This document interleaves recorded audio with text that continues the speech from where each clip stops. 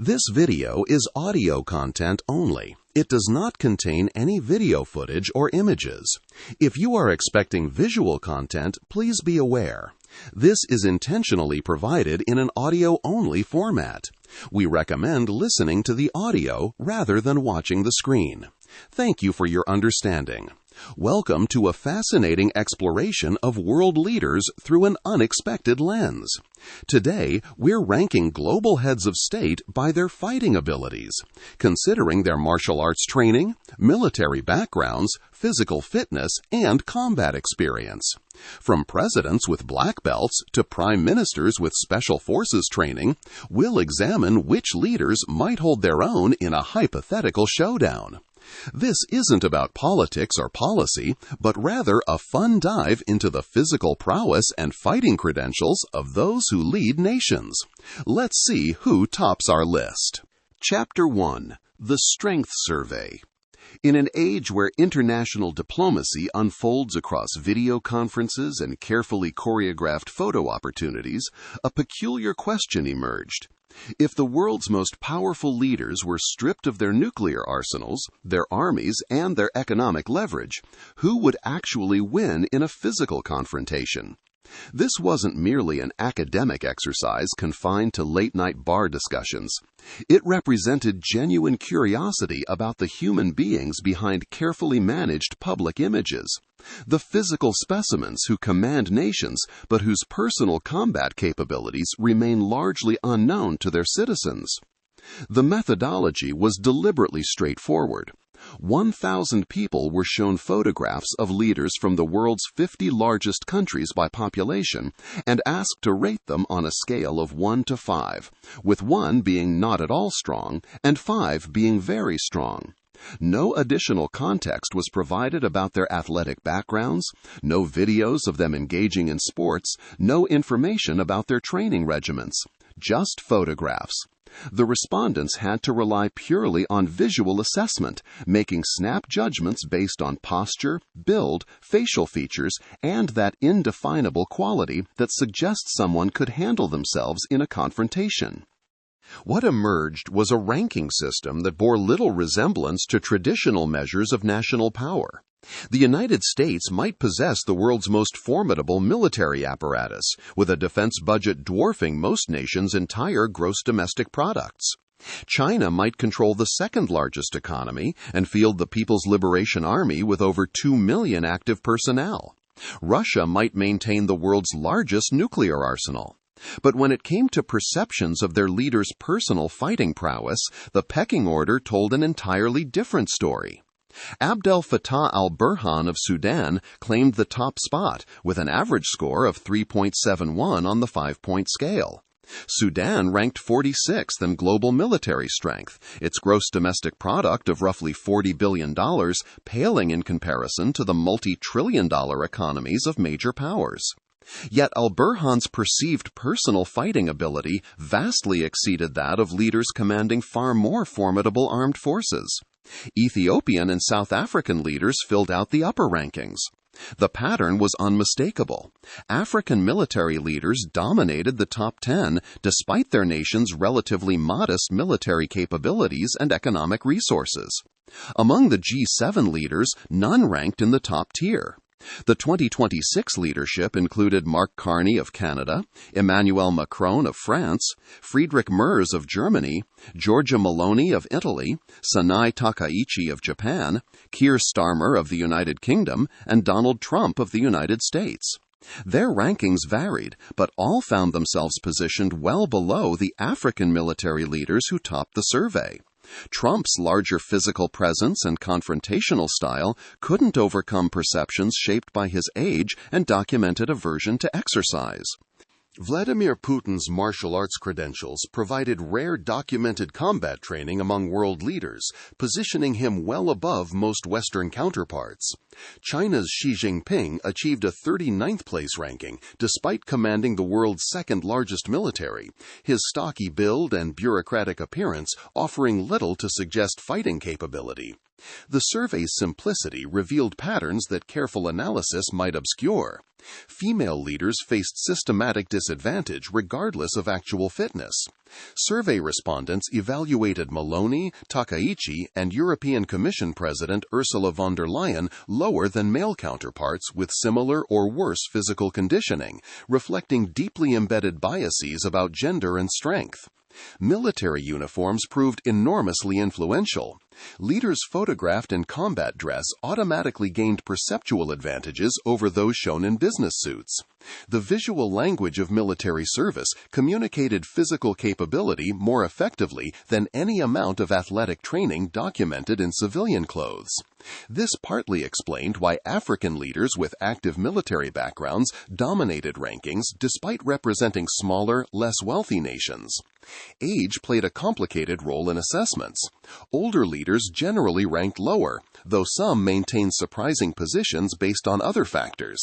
Physical build mattered enormously, with larger frames generally perceived as stronger regardless of what that size represented in terms of actual muscle versus fat. Cultural stereotypes about different nationalities' fighting abilities subtly influenced rankings, though the survey design minimized this by focusing purely on visual assessment. The most striking revelation was the complete inversion of traditional power hierarchies. Leaders from economically struggling nations were perceived as physical powerhouses, while heads of nuclear-armed superpowers registered as weaker. The United States commanded the world's most sophisticated military technology and largest defense budget. Yet its 79-year-old president ranked in the middle tier of strength perceptions.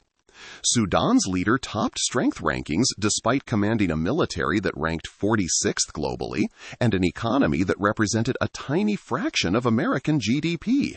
This disconnect between institutional military might and perceived personal capability raised fundamental questions. In hypothetical boxing matches between political leaders, respondents predicted outcomes that bore no relationship to the nation's actual military balance. African military officers were favored to defeat G7 leaders who commanded nuclear arsenals and aircraft carrier strike groups. Leaders with documented martial arts training were predicted to dominate opponents whose nations spent hundreds of billions on defense. What did these strength perceptions reveal about leadership in the modern world? The survey captured something primal about how humans assess other humans, stripping away layers of political analysis and strategic calculation to examine pure physical presence. In an era where actual hand-to-hand combat between national leaders ranks somewhere between absurd and impossible, why did these perceptions still resonate? Perhaps because they revealed uncomfortable truths about the attributes we unconsciously value in those who command power, even when those attributes bear no rational relationship to the actual requirements of modern governments. The rankings forced a confrontation with the gap between how we claim to evaluate leaders and what our instant, unconscious assessments actually prioritize. As subsequent chapters would reveal, this gap extended across multiple dimensions, from G7 leaders' physical capabilities compared to their institutional power, to how martial arts training shaped perceptions of national strength, to what hypothetical matchups revealed about age and conditioning, and ultimately to the fundamental paradox of nuclear-armed leaders whose personal combat abilities would make them helpless in an actual fight. Chapter 2. Physical fitness and political power. When Justin Trudeau posted a photograph of himself executing the Mayurasana, or peacock pose, the image ricocheted across the internet with the force of a well-thrown punch. The yoga position requires extraordinary core strength and balance. The practitioner must support their entire body weight on their hands while keeping their torso parallel to the ground, legs extended straight behind them. Trudeau held the pose with apparent ease, his body forming a perfect horizontal line suspended in air. For a world leader to demonstrate this level of physical control was remarkable. For a prime minister to do so while maintaining a demanding political schedule was almost unprecedented. But Trudeau's athletic credentials extended far beyond Instagram-worthy yoga poses. The former Canadian Prime Minister had engaged in serious boxing training, not the kind of perfunctory workout that politicians sometimes stage for cameras, but legitimate sparring sessions that left him bruised and genuinely tested. In 2012, years before becoming Prime Minister, Trudeau participated in a charity boxing match against Conservative Senator Patrick Brazeau. The fight was billed as a political spectacle, with the scrappy Trudeau representing the Liberal Party against the heavily favored Brazeau, a former Canadian Forces member with a significant size advantage. The conventional wisdom before the fight held that Trudeau would be destroyed. He was seen as the privileged son of former Prime Minister Pierre Trudeau, someone who had grown up with wealth and access, a drama teacher and snowboard instructor who dabbled in politics. Brazeau, meanwhile, projected raw physicality and fighting experience. The smart money bet on a quick, brutal Brazeau victory. What happened instead was a systematic dismantling. Trudeau came out jabbing, moving, using superior footwork and technique to frustrate his opponent. Brazeau tried to use his power, swinging heavy punches that mostly hit air while Trudeau circled and countered. By the third round, Brazeau's face was marked, his energy spent from chasing an opponent who refused to stand still. The referee stopped the fight in the third round, with Trudeau clearly dominant, his hand raised in victory as the crowd roared its surprise.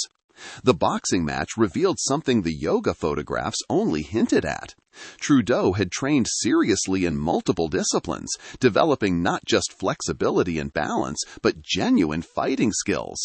His 8th-place global ranking in the strength survey reflected this rare combination of documented athletic achievement and visual evidence of physical capability.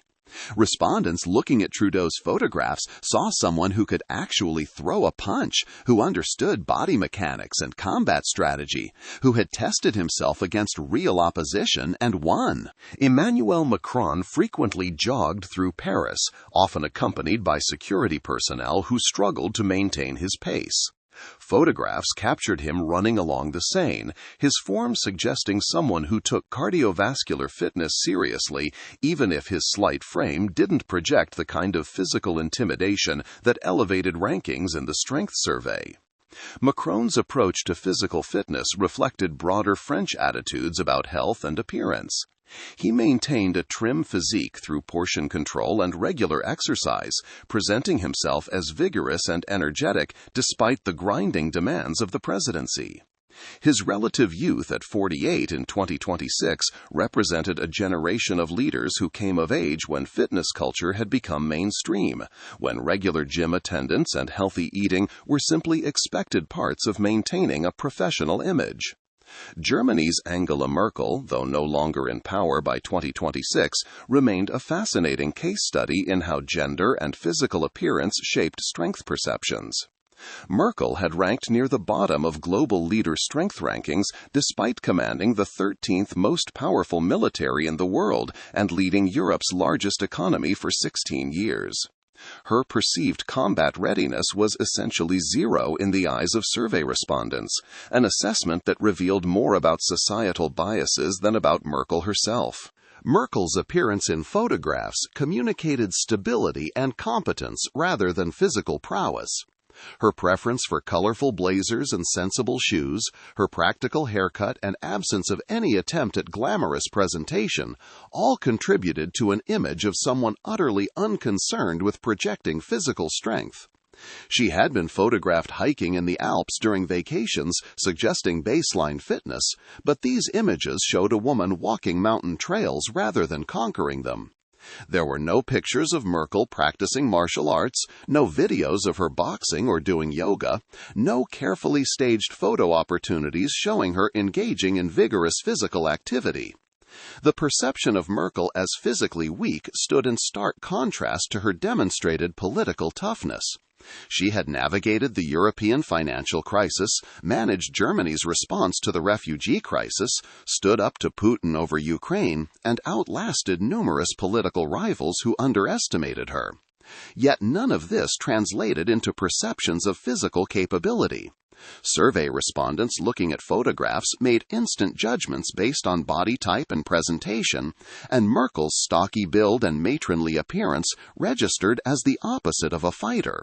Boris Johnson cultivated a deliberately disheveled image, his uncombed hair and ill-fitting suits projecting a kind of upper-class carelessness that played well with certain British constituencies.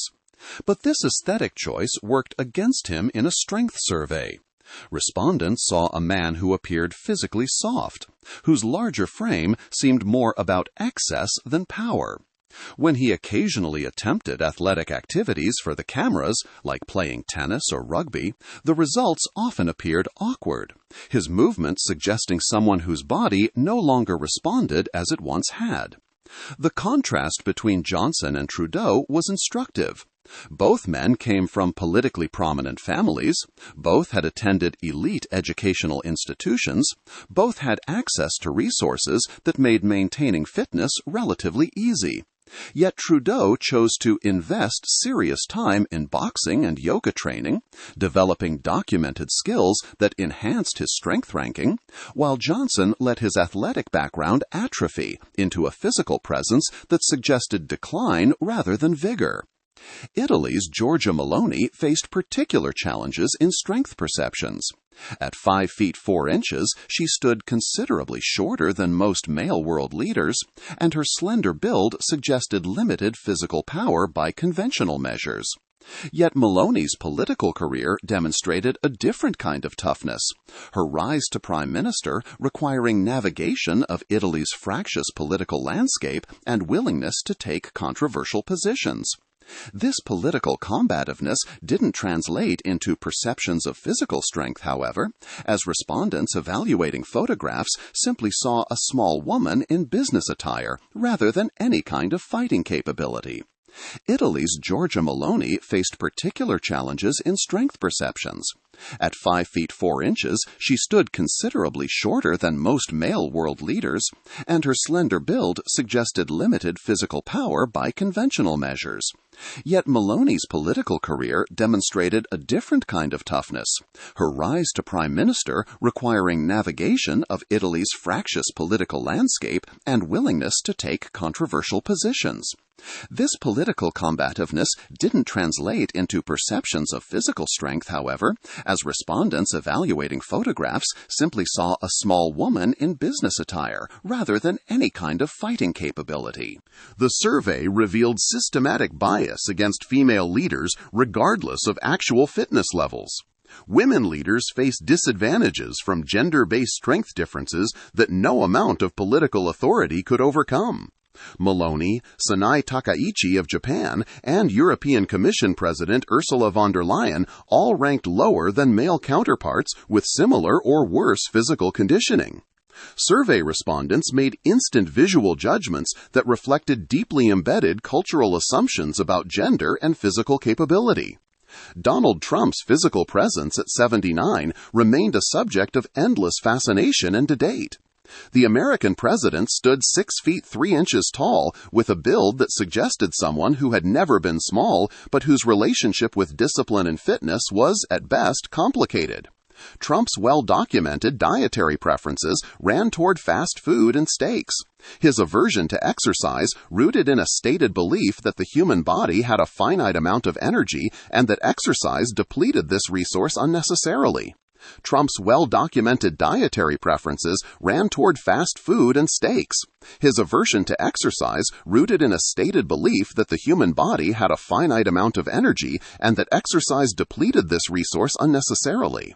These varying approaches to physical fitness revealed broader patterns about different paths to power. Younger leaders who came of age during modern fitness culture, like Macron and Trudeau, incorporated regular exercise into their lives, even if they varied in their commitment to combat training. But the majority of G7 leaders followed a different pattern entirely. They rose through political parties or business hierarchies where physical prowess mattered little compared to intellectual capability, strategic thinking, and coalition building. Their physical conditioning reflected personal choices rather than professional requirements, and most chose to invest their limited time in policy mastery rather than boxing practice. Yet survey respondents couldn't help evaluating these leaders through primitive lenses that prioritized physical capability alongside or even above the intellectual and diplomatic skills that actually determined their effectiveness in office. Chapter 3: Putin's Martial Arts Mastery. Vladimir Putin's martial arts journey began not in the halls of power, but in a cramped judo club in Leningrad during the early 1960s. At age 11, the future Russian president walked into a dojo that would shape not just his physical capabilities, but his entire approach to wielding power. The boy who would grow up to command the world's largest nuclear arsenal started by learning how to fall properly, how to use an opponent's momentum against them, how to find leverage where none seemed to exist. But judo alone didn't define Putin's combat training. He also studied sambo, the Soviet martial art that combined judo's throwing techniques with wrestling's ground fighting and submission holds. Developed specifically for Soviet military and security forces, sambo emphasized practical combat effectiveness over sporting elegance. Where judo focused on throwing opponents to their backs for points, sambo taught how to control adversaries on the ground, how to transition from standing grappling to joint locks and chokes, how to neutralize threats through systematic application of leverage and pain compliance. Putin became an accomplished sambist alongside his judo practice, the two disciplines complementing each other to create a comprehensive fighting skill that few other world leaders could claim. The philosophy underlying both arts resonated deeply with the young Putin. Judo's principle of maximum efficiency with minimum effort, its emphasis on using opponent's strength against them rather than meeting force with force, translated into a worldview where apparent weakness could become strength and patience mattered more than immediate aggression. Sambo's more brutal pragmatism taught that when elegant technique failed, you could always break someone's arm or choke them unconscious. Together, these martial arts provided both strategic framework and tactical ruthlessness, a combination that would later define Putin's political career. By his teenage years, Putin had committed himself seriously to training, practicing multiple times per week and competing in regional tournaments. The discipline required for advancement through the belt system taught him delayed gratification and systematic skill development. White belt to yellow belt to orange belt, each progression demanded mastering specific techniques and demonstrating them under pressure. Putin earned his black belt through years of dedicated training that continued even as he entered university and began his career in the KGB. The training never stopped. Through decades in Soviet intelligence services, through Russia's chaotic post-Soviet transition, through his rise to the presidency, Putin maintained his practice with remarkable consistency. The training with Olympic judo fighters came later, when Putin had already established himself in Russia's security apparatus but wanted to maintain and enhance his skills. Working with athletes preparing for international competition exposed him to the highest levels of technical proficiency. These weren't casual sparring sessions, but serious training with practitioners who understood judo at a level most recreational students never approached. The Olympic-caliber fighters taught Putin refinements in timing, subtle adjustments in grip that could mean the difference between successful throws and failed attempts, and the conditioning required to compete at elite levels. What distinguished Putin's martial arts background from the casual athletic pursuits of other world leaders was its depth and duration. By 2026, Putin had been training for over 6 decades. The muscle memory developed over such extended practice meant that certain responses became automatic, embedded so deeply in his nervous system that they required no conscious thought. If someone grabbed Putin's lapel in a particular way, his body knew how to respond before his brain finished processing the situation. This wasn't knowledge that could be crammed before a summit or faked for cameras. It represented genuine, hard-won expertise built through tens of thousands of hours on the mat. Putin's achievements in martial arts received official recognition beyond mere political flattery. He held rank equivalent to a 10th-degree black belt, an honor bestowed by martial arts organizations that typically reserved such elevated status for masters who had dedicated their lives to the discipline. Black Belt magazine inducted him into their Hall of Fame, acknowledging accomplishments that placed him among serious practitioners rather than ceremonial recipients. These weren't participation trophies awarded to a powerful politician. They reflected assessment by martial arts communities that recognized Putin's legitimate skill. The carefully orchestrated photo opportunities that defined Putin's public image leveraged this genuine background while adding layers of propaganda. The shirtless horseback riding through Siberian wilderness, the ice hockey games where Putin scored multiple goals against opponents who were clearly letting him win, the butterfly stroke through frigid lakes, the judo demonstrations at carefully staged events. These presentations blurred the line between authentic capability and manufactured myth.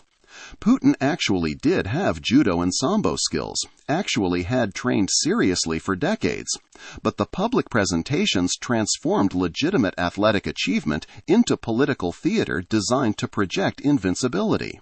Consider what Putin's technical superiority meant in concrete terms. Against most world leaders, his advantages would be overwhelming. Survey respondents recognized that decades of training would negate size advantages. Putin's understanding of distance, timing, and leverage meant he could close gaps, control clinches, and either strike effectively or take opponents to the ground, where his grappling expertise would prove decisive. This wasn't speculation about who looked tougher in photographs. It was recognition that actual fighting skill created unbridgeable gaps between trained and untrained opponents. The contrast with other leaders' preparations revealed how unusual Putin's commitment to martial arts had been. Most world leaders rose to power through mastery of economics, law, and diplomacy, not the ability to execute hip throws or escape rear-naked chokes.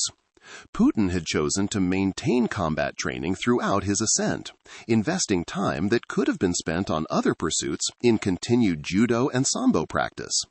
This choice suggested something about his understanding of power projection and personal image that differed fundamentally from Western political norms. Putin's martial arts background also shaped how he was perceived by both allies and adversaries. When he sat across negotiating tables from Western leaders, his documented fighting skills created subtle psychological dynamics that transcended the actual military balance between nations. Opponents knew that Putin could physically dominate them in ways they couldn't reciprocate, that his personal toughness wasn't manufactured but genuine. This perception, however irrational when both sides commanded nuclear arsenals, potentially influenced calculations about resolve and pain tolerance. If Putin believed his personal physical superiority signaled greater willingness to endure costs and accept risks, he might make strategic choices that a more rational assessment would caution against. The judo philosophy of using opponents' momentum against them manifested repeatedly in Putin's strategic approach. When Western nations imposed sanctions, Russia responded by accelerating import substitution and strengthening ties with China and other non-Western partners, attempting to turn economic pressure into opportunities for restructuring Russian economy.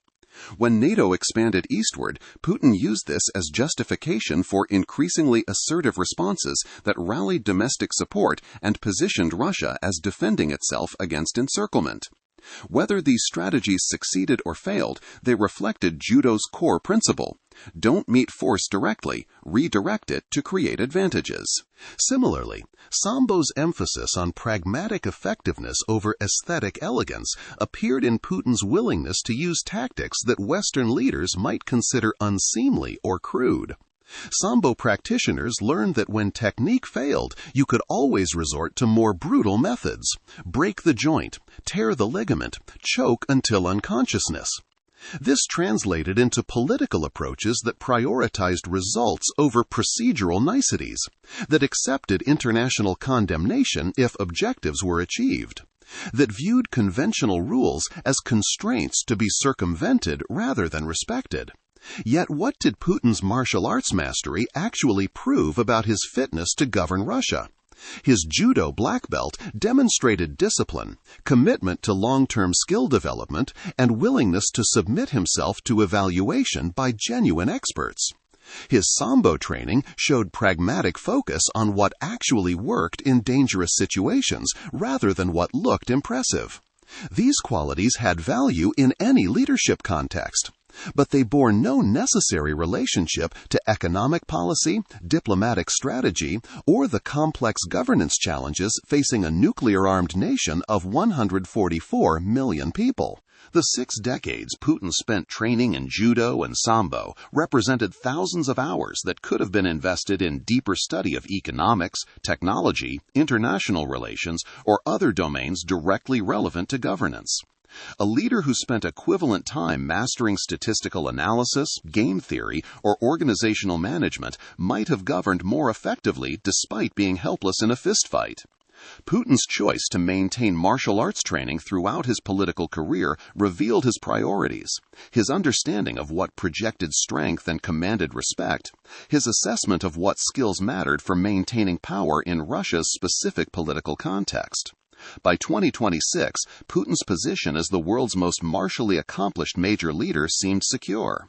No other head of state or government among the world's 50 most populous nations could claim comparable documented fighting expertise. African military leaders like Abdel Fattah el-Burhan might have combat experience from actual conflicts, but they lacked Putin's depth of formal martial arts training. Younger leaders had missed the decades of practice required to achieve genuine mastery. Putin's combination of legitimate skill, official recognition, and strategic image cultivation created a unique position in the landscape of global leadership. But this raised a final, uncomfortable question about the relationship between personal capability and institutional power in the nuclear age. Putin could defeat virtually any other world leader in hand-to-hand combat, yet his actual capacity to project Russian power depended entirely on conventional military forces and nuclear weapons that would function identically whether commanded by a judo master or someone who had never thrown a punch. Did his martial arts dominance ultimately matter, or did it represent nothing more than an expensive investment in projection that served psychological and symbolic purposes while bearing no relation to the actual requirements of modern governance? And if 6 decades of judo and sambo training gave Putin no meaningful advantages in the decisions that actually determined Russia's trajectory, what did this reveal about humanity's persistent conflation of personal physical capability with fitness for leadership? Chapter 4. Hypothetical Matchups. The boxing ring represents democracy's great equalizer, at least in theory. Strip away the nuclear arsenals, the armies, the economic leverage, and you're left with 2 human beings trying to impose their will through physical force. When survey respondents imagined these confrontations between world leaders, they weren't making abstract judgments about strength. They were mentally simulating actual fights, round by round, trying to envision how these encounters would unfold from opening bell to final count. The Biden versus Trump matchup captured American political division translated into pugilistic terms. Both men had reached ages where most people focus on maintaining basic mobility rather than engaging in combat sports. The 51% prediction of Biden's victory reflected not superior skills, but Trump's complete absence of cardiovascular conditioning. Imagine the opening round. Biden shuffles forward, trying to remember the basic stance someone showed him during 30 minutes of preparation. Trump storms across the ring, all aggression and zero technique, throwing a wild right hand that telegraphs from Philadelphia. Biden leans back, letting Trump's punch sail past his chin, but stumbles slightly. Trump's second looping right catches Biden on the shoulder. The impact isn't clean, but enough to make Biden grab on. They're locked together, breathing heavily after 15 seconds, neither knowing what to do. The referee separates them, and they circle warily, both already exhausted. By round 2, Trump would be sucking wind, his face red, his punches slower, and even more telegraphed. Biden's strategy would be simple. Survive Trump's initial aggression, let the younger man exhaust himself, then land occasional jabs while Trump gasped for air. It wouldn't be pretty. Neither man would land clean power shots. The scorecards would reflect who fell down less often rather than any effective boxing. But the Democratic primary revealed more interesting hypothetical dynamics. Survey respondents dismissed Bernie Sanders as viable competition despite his passionate political following. Sanders, a heart attack survivor, moved with the careful deliberation of someone whose cardiovascular system had been compromised. In a hypothetical bout, Sanders would face the same problem as Biden, but with worse conditioning. Trump's willingness to throw wild haymakers would overwhelm Sanders quickly, likely forcing a stoppage in the first round when the elderly senator couldn't continue after eating a looping right hand to the temple. Pete Buttigieg represented the opposite extreme. The only Democratic candidate survey respondents thought could stand a chance against Trump. Buttigieg's military service in Afghanistan and age advantage created a matchup where Trump's usual bullying tactics would fail completely. Imagine Trump charging forward with his customary aggression, only to find Buttigieg moving with the efficiency of someone who had maintained military fitness standards. Buttigieg's jab would snap Trump's head back. His footwork would keep him just outside Trump's reach. By the second round, Trump would be utterly spent, unable to catch an opponent who circled away from every wild swing. Buttigieg would win a one-sided decision, landing punches at will against an exhausted opponent who couldn't mount any effective offense. Elizabeth Warren's matchup with Trump would expose gender-based physical disparities that no amount of political fire could overcome. Warren's aggressive debate style and willingness to attack Trump verbally would translate poorly into boxing effectiveness. Trump's upper body strength advantages, however degraded by age and poor conditioning, would still prove decisive against a female opponent. The fight would be uncomfortable to watch, Trump's wild swings eventually catching Warren despite her attempts to use movement and jabbing. She would lose but earn respect for lasting the distance, refusing to quit despite being outmatched physically. Michael Bloomberg presented different problems. Bloomberg gave up inches of height to Trump, but his billions had purchased access to personal trainers and nutrition experts that Trump's wealth hadn't motivated him to employ. Bloomberg would enter the ring in better condition despite being older. The fight would be ugly and close, two elderly billionaires pawing at each other with minimal technique. Bloomberg's better conditioning would matter in later rounds, letting him maintain activity while Trump faded. A split decision for Bloomberg would be the likely outcome, judges unable to identify any moment of dominance from either man, but scoring Bloomberg's slightly higher output. Amy Klobuchar's hypothetical bout would follow similar patterns to Warren's matchup, gender-based strength differences creating unbridgeable gaps that political toughness couldn't overcome. Survey respondents recognized that Klobuchar's reputation for throwing binders at staff members didn't translate into boxing capability.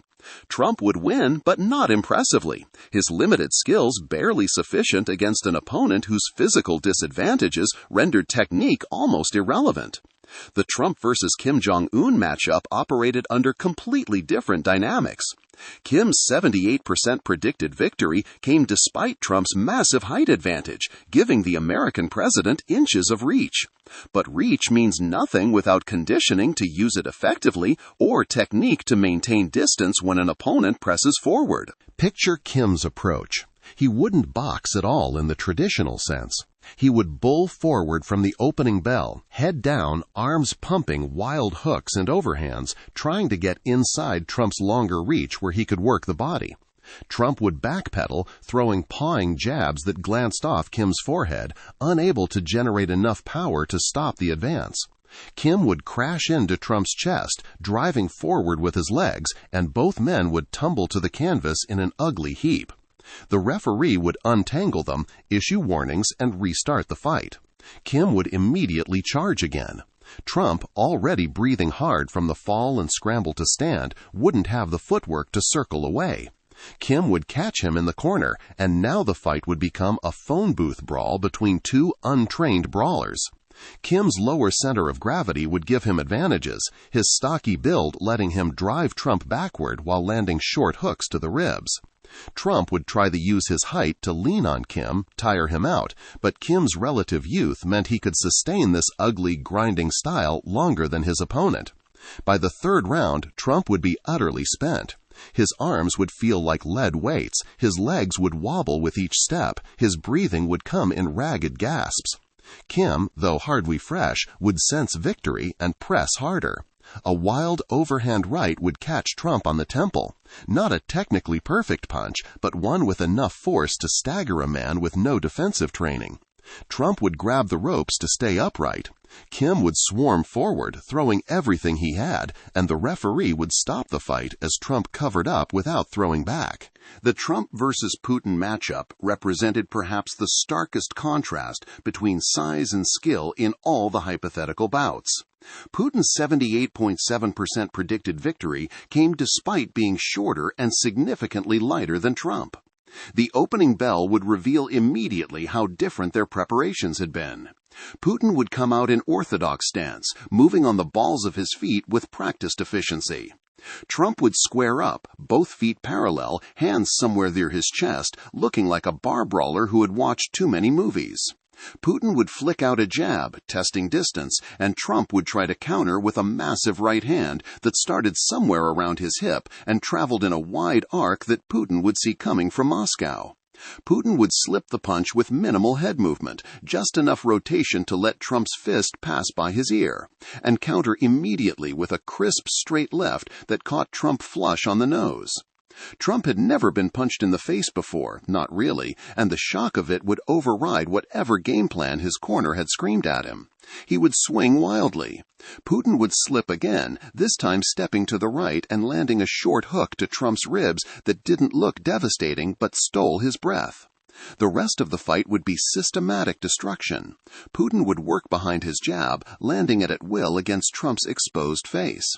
When Trump tried to rush forward, Putin would pivot away or clinch and land short uppercuts during the breaks. By the third round, Putin would be landing combinations that snapped Trump's head back with each clean connection. The referee would stop it midway through the round, Trump's face swelling, his legs unsteady, his corner throwing in the towel. But what did these elaborate hypothetical scenarios actually reveal beyond their entertainment value? Consider a scenario where institutional power suddenly evaporated and these leaders had to rely purely on personal capabilities. Imagine a summit meeting where some catastrophic event disabled all communications, killed all security personnel, and trapped the leaders together before rescue could arrive. The immediate hierarchy that would emerge would bear no relationship to military balance sheets or nuclear arsenals. In such circumstances, leaders with technical combat training would likely establish dominance through demonstrated physical capability. African leaders with actual conflict experience would command respect through obvious readiness. Trump, despite commanding the world's most powerful military, would find himself dependent on others' protection, his physical limitations exposing him to danger that his usual institutional power shielded him from experiencing. The European leaders would face similar vulnerabilities without combat training to defend themselves or project authority through physical dominance.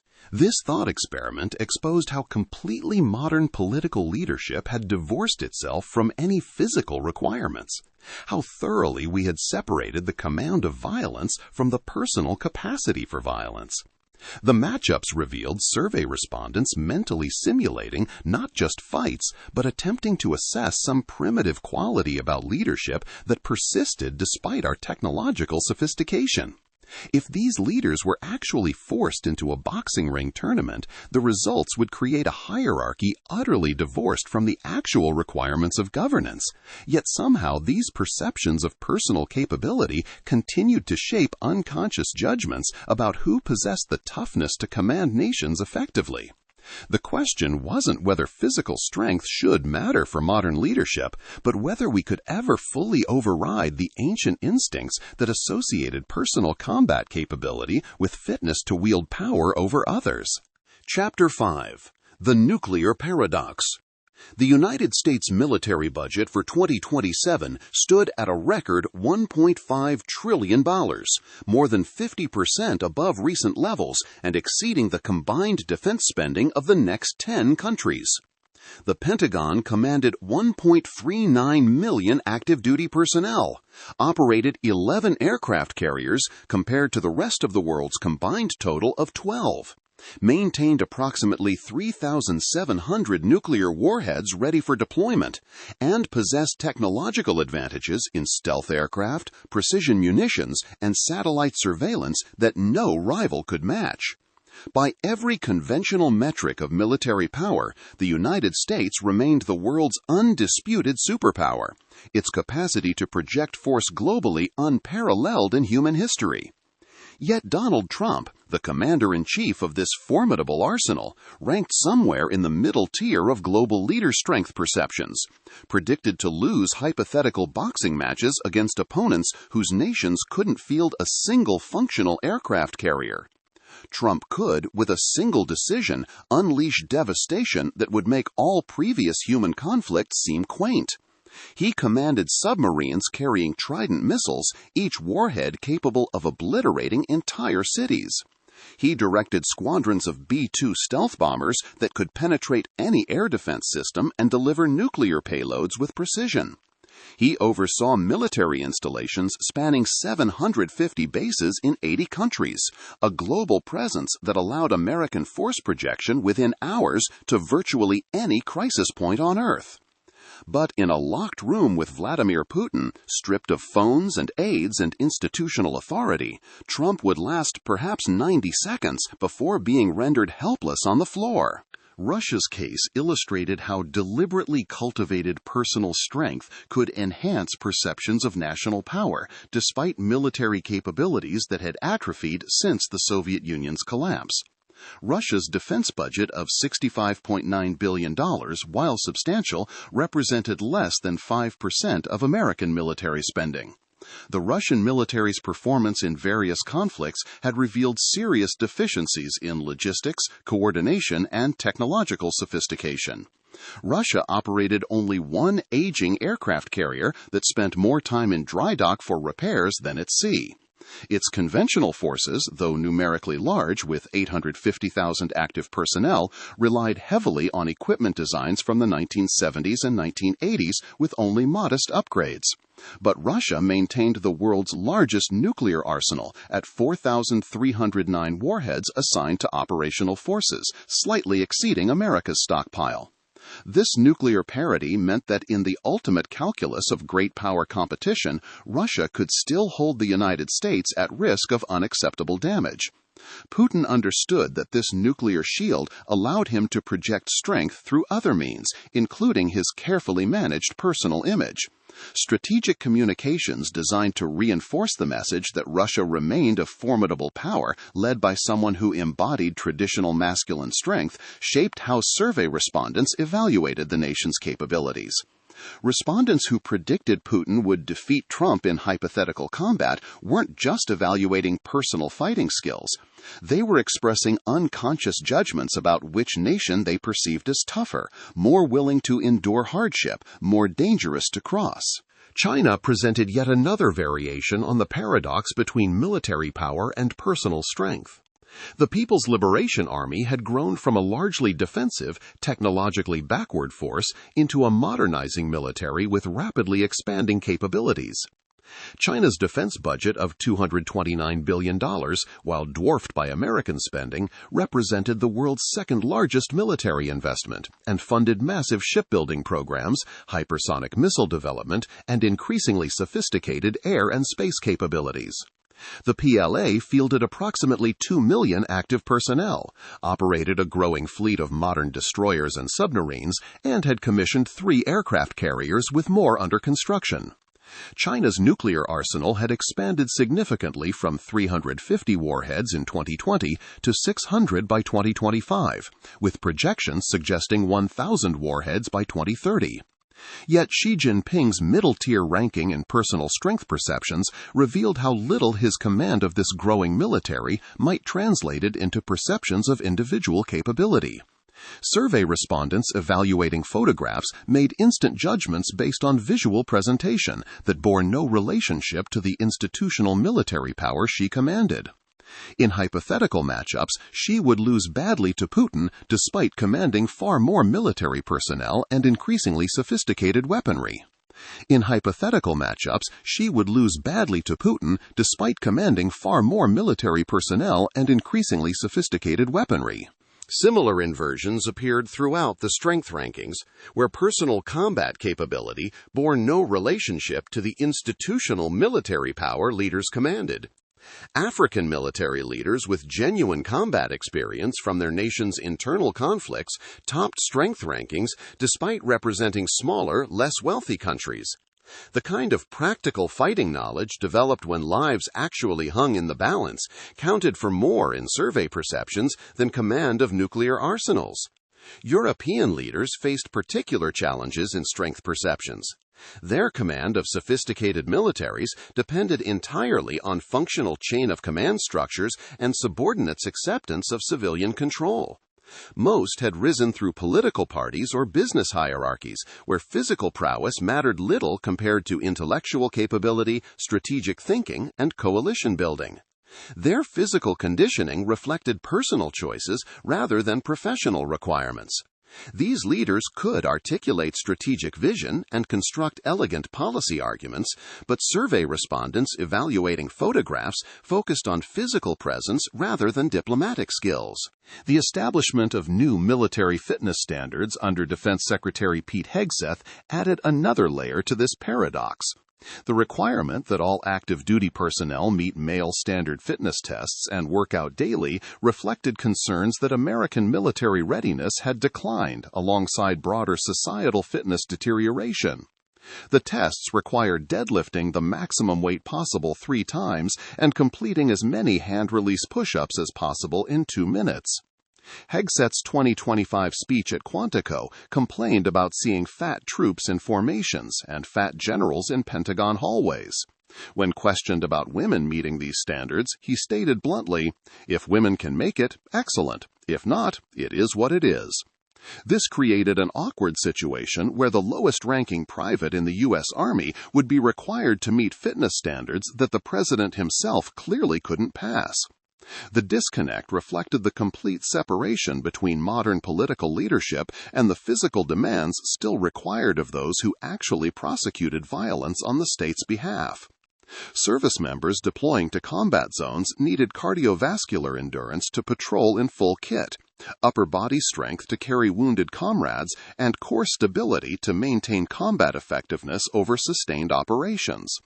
Their commander-in-chief needed none of these capabilities because his relationship to warfare consisted entirely of making decisions and issuing orders rather than personal exposure to danger. The paradox extended across the entire leadership structure of nuclear-armed nations. Service members faced rigorous physical standards and regular fitness testing throughout their careers. Officers advancing through the ranks maintained these standards even as their roles shifted toward command and administration. 4-star generals, despite spending most of their time in planning sessions and strategic meetings, still had to meet fitness requirements. Yet the civilian authority above them, the president who made final decisions about deploying those forces, faced no physical standards whatsoever. This separation between personal capability and institutional power reached its logical extreme in the nuclear command structure. The codes that could launch intercontinental ballistic missiles, the authentication procedures that would unleash submarine-launched weapons, the decision-making process that could incinerate cities, none of this depended even slightly on whether the president could run a mile, perform a pull-up, or throw a punch. The 21st century had created a situation where the capacity to destroy civilizations required only the intellectual capability to make decisions and the political authority to issue orders, with zero connection to any form of personal physical prowess. Yet nuclear weapons themselves represented the ultimate expression of this paradox. Throughout human history, the capacity for violence had been inseparable from physical capability. Warriors needed strength to wield weapons, endurance to march long distances, courage to face opponents in close combat. Generals who commanded armies had typically proven themselves in battle, their authority deriving partly from demonstrated personal capability under fire. Political leaders often rose through military ranks, or at minimum could claim some martial background. Nuclear weapons severed this ancient connection completely. A 79-year-old man who had never thrown a punch in anger, who couldn't run a quarter mile without stopping, who had never experienced any form of physical combat, could command destructive power that would make history's greatest conquerors seem impotent by comparison. The codes in the nuclear football didn't care about bench press maximums. The missiles didn't require the president to pass a fitness test before launching. The entire apparatus of nuclear deterrence functioned identically whether commanded by an Olympic athlete or someone who struggled to climb stairs. Does this paradox between institutional military power and personal physical capability ultimately matter for governance in the nuclear age? When the capacity to destroy civilizations has become utterly divorced from any requirement for personal physical prowess, when launch codes matter infinitely more than bench press maximums, why do strength perceptions still resonate? Perhaps because they reveal uncomfortable truths about the attributes we unconsciously value in those who command power, even when those attributes bear no rational relationship to the actual requirements of modern governance. A commander-in-chief of the world's most powerful military losing a fistfight to leaders of nations with minimal military capabilities exposes how thoroughly technology has severed the ancient connection between personal capability and the command of violence. Yet our instincts haven't caught up to this reality. This exploration of world leaders' fighting abilities reveals a fundamental paradox of modern power. Survey respondents ranked leaders not by the armies they command or the nuclear arsenals at their disposal, but by visual assessments of personal strength and documented combat training. African military leaders topped rankings despite modest national military capabilities. Putin's decades of judo and sambo training positioned him to dominate opponents who commanded far superior institutional forces. G7 leaders, despite controlling the world's most advanced militaries, consistently ranked below adversaries they could obliterate with a phone call. This disconnect exposes how thoroughly technology has severed the ancient link between personal capability and the command of violence. Yet our instincts persist, unconsciously valuing physical prowess in those who wield power, even when such attributes bear zero relationship to modern governance. The Strength Survey ultimately asks, in an age where launch codes matter infinitely more than fighting skills, why do we still care who would win in a fistfight? Thank you for listening.